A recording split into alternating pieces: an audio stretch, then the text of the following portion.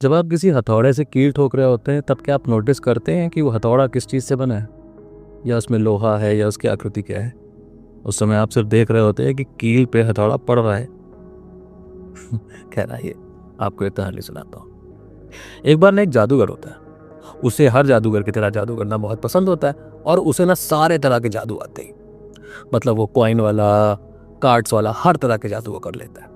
लेकिन वो हिंदुस्तान में होता है और हिंदुस्तान में स्ट्रीट मैजिशियंस को तो आप जानते ही हैं, उतने रिस्पेक्ट की तरह से नहीं देखा जाता। तो उसका जो बेटा होता है उसे भी स्कूल में इसीलिए बुली किया जाता है क्योंकि उसके फादर स्ट्रीट मैजिशियन है, वो कुछ वेल टू डू फैमिली से नहीं है। तो एक बार वो रोते रोते अपने बाप के पास आता है और बोलता है कि पापा आप कोई और नौकरी क्यों नहीं कर लेते हैं, आप ना बस वही जादू दिखाते रहते हैं, पता मेरे लिए कितना एम्बैरसिंग होता है।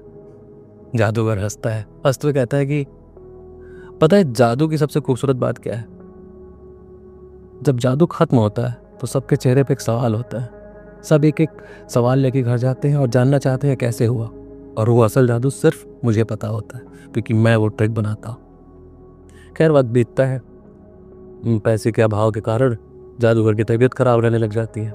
एक रोज़ वो हॉस्पिटल में दाखिल होता है अपनी तबीयत खराब होने के कारण, और डॉक्टर कहता है कि कम पैसों की वजह से आपका इलाज नहीं हो पाएगा। ये बात उसका बेटा सुनता है, उसको बड़ा दुख होता है, उसे कुछ नहीं समझ में आता है।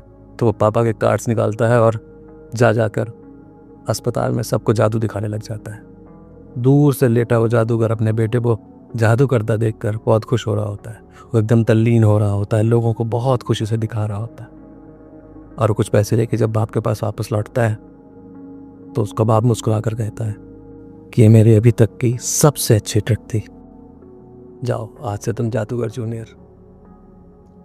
वैसे आपने नोटिस किया कि इस कहानी की शुरुआत में मेरे हाथ में कड़ा था। जादू बरकरार रखे।